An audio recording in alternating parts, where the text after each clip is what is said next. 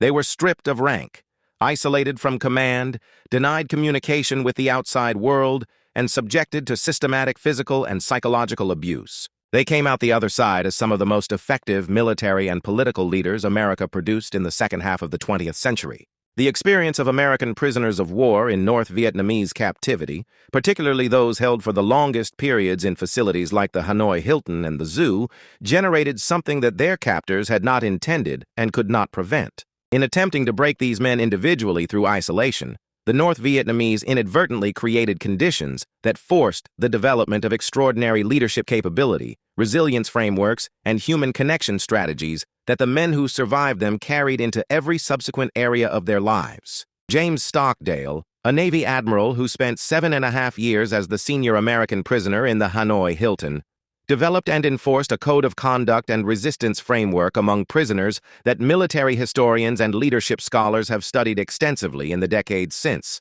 His ability to maintain military structure, moral clarity, and collective resistance among hundreds of men he could communicate with only through tapped codes on prison walls, under conditions of extreme physical deprivation and systematic torture, produced a body of practical wisdom about human resilience and organizational leadership that he later taught at the Naval War College and wrote about extensively.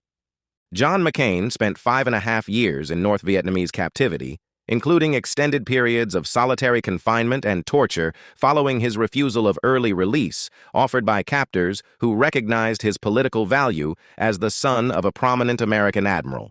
He returned to become a United States Senator and two-time presidential candidate whose public identity was shaped fundamentally by what captivity had revealed to him about his own character and values.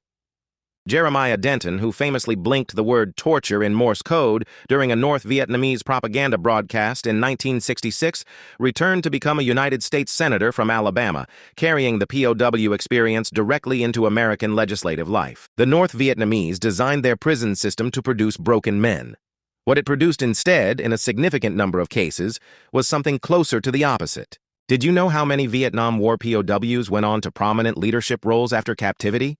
Tell me in the comments, and follow for more extraordinary human stories from this war.